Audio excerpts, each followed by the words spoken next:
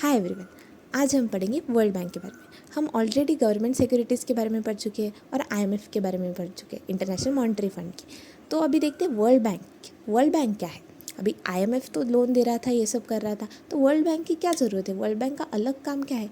तो हमने शॉर्ट में देखा था वहाँ पे कि आईएमएफ शॉर्ट टर्म लोन्स देता है और वर्ल्ड बैंक लॉन्ग टर्म। तो थोड़ा डिटेल में जानते हैं कि आज हम वर्ल्ड बैंक के बारे में पढ़ेंगे। वर्ल्ड बैंक क्या है, क्या क्या फंक्शंस है, कौन सी रिपोर्ट्स रिलीज़ कर सकता है और इनका मेजर डिफरेंस क्या है आईएमएफ और वर्ल्ड बैंक का, और इंडिया और वर्ल्ड बैंक का रिलेशन देखेंगे। ठीक है, तो वर्ल्ड बैंक है क्या? वर्ल्ड बैंक है एक स्पेशलाइज्ड एजेंसी यूनाइटेड नेशंस की। ओके, इसका हेडक्वार्टर है वॉशिंगटन डीसी में और ये इस्टेब्लिश हुई थी 1944। अरे वेट, ये वॉशिंगटन डीसी में और 1944, इससे कुछ याद आया क्या? ये सेम चीज़ें आईएमएफ की भी तो है। आईएमएफ का भी हेडक्वार्टर वॉशिंगटन डीसी में है और इस्टेब्लिश 1944 में हुआ था। सो रिमेंबर वन थिंग, 1944 की जो ब्रिटन वुड्स कॉन्फ्रेंस थी ना, जिसमें आईएमएफ बना था, उसी 1944 की ब्रिटन वुड्स कॉन्फ्रेंस में बना था अपना वर्ल्ड बैंक। लेकिन there is a catch, world bank नहीं बना था। क्या बना था? International bank for reconstruction and development, तो आईबीआरडी बना था। आईएमएफ और आईबीआरडी ये दोनों बने थे 1944 की ब्रिटन वुड्स कॉन्फ्रेंस में। तो आगे जाके अभी वर्ल्ड बैंक में क्यों मैंने ये बोला, क्योंकि IBRD international bank for reconstruction and development, ये और उसके साथ और 4 बॉडीज़ मिला के इनको बोलते हैं वर्ल्ड बैंक ग्रुप। तो ये सब वर्ल्ड बैंक के अंडर आते हैं। तो वर्ल्ड बैंक इस्टेब्लिश हुआ था as international bank for reconstruction and development, that is IBRD. तो वर्ल्ड बैंक के हैं 5 organs, IBRD, IDA, IFC, MIGA, ICSID. तो देखते हैं क्या क्या है। पहली बात, वर्ल्ड बैंक के मेंबर्स कितने हैं? 189 मेंबर्स, और इंडिया उसका मेंबर है। ओके, अभी ये 5 क्या है ऑर्गेनाइजेशन, ये देखते हैं। पहला तो international bank for reconstruction and development, originally यही था। तो ये क्या करता है? प्रोवाइड करता है लोन्स, क्रेडिट्स और ग्रांट्स टू हेल्प किनको? मिडिल इनकम कंट्रीज़ को और क्रेडिट वर्दी लो इनकम कंट्रीज़ को, ताकि वो रिड्यूस कर सके पॉवर्टी एंड रिस्पॉन्ड कर सके ग्लोबल और रीजनल चैलेंजेस को। ठीक है, तो अभी ना आगे बढ़ने से पहले क्या करते हैं मालूम, हम वर्ल्ड बैंक और आईएमएफ का डिफरेंस समझ लेते हैं कि ये होता क्या है, तो आपको इनके फंक्शन समझने ज़रा बेटर हो जाएगा। ठीक है, तो आईएमएफ और वर्ल्ड बैंक, आईएमएफ क्या करता है? आईएमएफ पे अभी फाइनेंशियल स्टेबिलिटी है नहीं। सपोज़ करो मेरे इधर वॉर चल रहा है और मुझे चाहिए, पैसे चाहिए, तो अभी हम लोग मिल गए, मुझे पैसे की कमी है, तो मैंने आईएमएफ से लोन ले लिया। ठीक है, तो फाइनेंशियल कुछ क्राइसिस आ गया तो मैंने आईएमएफ से लोन लिया, तो ये फाइनेंशियल स्टेबिलिटी के लिए मैं आईएमएफ के पास जाऊंगी। लेकिन वर्ल्ड बैंक क्या करता है? वो लॉन्ग टर्म के लिए इकोनॉमिक डेवलपमेंट, मतलब वर्ल्ड बैंक क्या करेगा? तुम्हें पैसे देगा, लेकिन तुम्हें अपने इकोनॉमी स्ट्रांग करने के लिए देगा। मतलब यहाँ पे कैसा है कि तुम मुसीबत में फंसो, तुमको पैसे मिलेंगे ताकि तुम बाहर निकल आओ। और वर्ल्ड बैंक में ऐसा है कि मुसीबत आने से पहले तुमको ऑलरेडी प्रिपेयर कर रहा है, मतलब जैसे कि रोड बना दिए, कुछ इंफ्रास्ट्रक्चर बना दिया ताकि इकोनॉमी स्ट्रांग हो। तो ये लॉन्ग टर्म इकोनॉमिक डेवलपमेंट के लिए, मतलब जैसे बीमार पड़ गए और मेडिसिन मिल गई तो आईएमएफ से मेडिसिन मिलती है, शॉर्ट टर्म लोन्स मिलता है फटाक से। ठीक है, लेकिन वर्ल्ड बैंक क्या बोलता है कि पहले से ही खाना पीना दे के रखा है ताकि तुम हेल्दी रहो और तुम्हें मतलब बीमार ही ना पड़ो, ऐसा, या फिर बीमारी आए तो लड़ सको, ऐसा। तो ये फाइनेंशियल स्टेबिलिटी देता है और ये लॉन्ग टर्म इकोनॉमिक डेवलपमेंट देता है। तो वही ये short and medium term loans देगा और ये लॉन्ग टर्म असिस्टेंस देगा, ऐसा। ठीक है, अभी देखते हैं कि क्या कर रहा है फिर आईबीआरडी, तो वही कर रहा है। तो लो मिडिल इनकम और लो इनकम कंट्रीज़ को पॉवर्टी रिड्यूस करने के लिए या फिर ग्लोबल में जो भी चैलेंजेस है, रीजनल चैलेंजेस है, उनको रिस्पॉन्ड करने के लिए लोन्स देता है। कौन? International bank for reconstruction and development. इसका इंडिया फाउंडिंग मेंबर है। ये हमारे लिए इंपॉर्टेंट है कि इंडिया इसका फाउंडिंग मेंबर है। ओके, सेकेंड है international development association, IDA. IDA international development association 1960 में फॉर्म हुआ था। ओके, ईयर्स ना इतना याद रखने की ज़रूरत नहीं है, बस ये याद रखो कि इसका फुल फॉर्म क्या है। आईडीए इंटरनेशनल डेवलपमेंट एसोसिएशन क्या करता है? ये लो इनकम दे रहा था मिडिल इनकम कंट्रीज़ को, ये लो इनकम कंट्रीज़ को देता है और लो या फिर एकदम ना के बराबर इंटरेस्ट पे देता है। डेवलपमेंट के लिए है ना, तो एकदम कम से कम इंटरेस्ट देगा तो डेवलप कर पाएंगे, क्योंकि जिनको ज़रूरत है, ऐसा।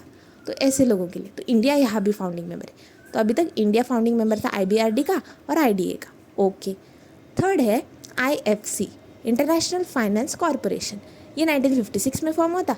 ओके, क्या करता है ये? Provides investment advice and asset management to private companies and government. तो इन्वेस्टमेंट की एडवाइस देता है और एसेट मैनेजमेंट के सब ये एडवाइस वगैरह देता है फाइनेंस कॉरपोरेशन। किसको? प्राइवेट कंपनीज को भी देता है और गवर्नमेंट को भी देता है, ताकि प्राइवेट सेक्टर का इन्वॉल्वमेंट ज़्यादा हो। तो क्या होगा? उससे इकोनॉमी डेवलप होगी। इसलिए तो ये इंटरनेशनल फाइनेंस कॉरपोरेशन का भी इंडिया फाउंडिंग मेंबर है। तो इंडिया IDA, IBRD और IFC का फाउंडिंग मेंबर है। Okay, done. अभी नेक्स्ट क्या है? MIGA। MIGA क्या है? ये मीगा क्या है? ये है multilateral investment guarantee agency. Multilateral investment guarantee agency 1988 में बनी थी। ठीक है, मल्टीलैटरल इन्वेस्टमेंट गारंटी एजेंसी, ये याद रखना है। फिर 1988 नहीं याद रखा तो भी चलेगा। क्या बोलता है ये कि ये ना पॉलिटिकल रिस्क से इंश्योर करता है। मतलब अभी देखो, किसी हम लोग ने कंट्री में इन्वेस्ट किया है कोई प्रोजेक्ट में और वहाँ पे हो गया वॉर, ऐसा कुछ हो गया सीन, या फिर डिज़ास्टर मैनेजमेंट हो गया, तो हमारे पैसे मतलब कौन देगा ना, ऐसा टाइप, हम तो डूब गए। तो इसलिए ये सब के इंश्योरेंस कौन देखता है? MIGA। तो MIGA का काम है पॉलिटिकल रिस्क से इंश्योरेंस, और जो नॉन कमर्शियल रिस्क है उनसे, प्राइवेट प्रोजेक्ट्स को भी और पब्लिक प्राइवेट पार्टनरशिप्स को भी। ठीक है, इंडिया इसका मेंबर है लेकिन फाउंडिंग मेंबर नहीं है। मीगा का इंडिया मेंबर है, बाकी IFC, IDA और IBRD का फाउंडिंग मेंबर है। ओके, पांचवा और आखिरी वर्ल्ड बैंक का पांचवा ऑर्गन है ICSID। क्या है वो? International centre for the settlement of investment disputes. ये क्या करता है? नाम से ही पता चलता है, सेटलमेंट करता है इन्वेस्टमेंट डिस्प्यूट्स का। मतलब कुछ इसमें डिस्प्यूट्स हो गए सेटलमेंट में, तो इन्वेस्टर्स के बीच में या कंट्रीज़ के बीच में, इन दोनों के बीच में, तो ICSID इसको सॉल्व करता है। इंडिया इसका मेंबर नहीं है। अभी कैसे याद रखेंगे? देखो, ये बैंक रिकन्स्ट्रक्शन और डेवलपमेंट के लिए थी, इसमें रहना हमारा फ़ायदा है, तो इंडिया फाउंडिंग मेंबर है। फिर ये डेवलपमेंट वाला है, ये भी फाउंडिंग मेंबर है। फाइनेंस कॉरपोरेशन, यहाँ पे इन्वेस्टमेंट के लिए एडवाइस वगैरह मिलता है, तो यहाँ पे भी रहना फ़ायदेमंद है, तो फाउंडिंग मेंबर है। Investment guarantee agency, risk insurance मिल रहा है, तो अच्छी बात है, इसलिए इंडिया इसका मेंबर बन गया। लेकिन यहाँ पे ये जो है, यहाँ पे इन्वेस्टमेंट डिस्प्यूट सेटलमेंट है, मतलब वो लोग जो हमें जजमेंट देगी वो हमें फॉलो करना पड़ेगा, इसलिए इंडिया इसका मेंबर नहीं है, क्योंकि हम अपने रूल्स पे चलते हैं ना, इसलिए। तो वर्ल्ड बैंक के 5 ऑर्गन्स ये सब थे। ठीक है, अभी इसमें बस इतना याद रखना, इंडिया किसका मेंबर नहीं है? ICSID का इंडिया मेंबर नहीं है। बाकी 4 IBRD, IDA, IFC और मीगा का इंडिया मेंबर है। इन तीनों का फाउंडिंग मेंबर और इसका बस मेंबर। ओके, M है ना, तो बस मेंबर, बाकी सब फाउंडिंग मेंबर तीनों। ठीक है, IFC वाले स्टार्टिंग वाले तो फाउंडिंग मेंबर, और ये M से स्टार्ट हो रहा है, इसका मेंबर, और ये सेटलमेंट वाला है, इसमें हम नहीं पढ़ रहे, तो ये इसका मेंबर है नहीं हम लोग। ठीक है, अभी वर्ल्ड बैंक में ना वोटिंग कैसे होती है? जिसका जितना पैसा उसके हिसाब से उसको वोटिंग राइट्स मिलते हैं, वही है सिंपल वर्ड्स में। और लार्जेस्ट शेयर होल्डर, अभी सबसे ज़्यादा पैसा किसका होगा? US का, तो United states largest share holder है, प्लस वोटिंग पावर्स भी सबसे ज़्यादा US के पास ही है।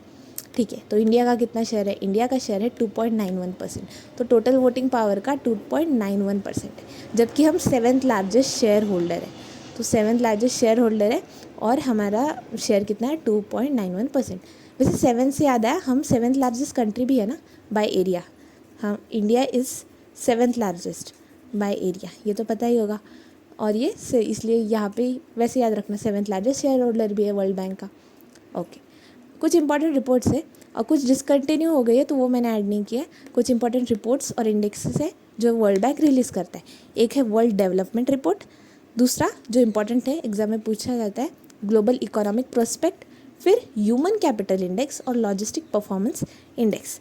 इसके लाइंस पे इंडिया में भी एक इंडेक्स है, लॉजिस्टिक परफॉर्मेंस इंडेक्स, जो वर्ल्ड बैंक का है ना, उसी से लेके हम लोग ने भी एक इंडेक्स बनाया है, हमारा है LE लीड्स इंडेक्स। वो क्या है? जिसका मतलब है लॉजिस्टिक्स, फुल फॉर्म है logistics ease across different states. ये ना ministry of commerce and industry, ministry of commerce and industry के department of for promotion of industry and internal trade, इन्होंने लॉन्च किया था 2018 से। तो 2018 से हमने लीड्स यानी कि logistic is across different states, ये इंडेक्स स्टार्ट किया हमारे कंट्री में, logistics performance index, world bank के इस इंडेक्स से इंस्पायर होके, तो मतलब सिमिलर है। जैसे देखो global multi dimensional poverty index था, तो हमारा भी है ना नेशनल मल्टी डायमेंशनल पॉवर्टी, हमने लास्ट 1 पेजर में देखा था।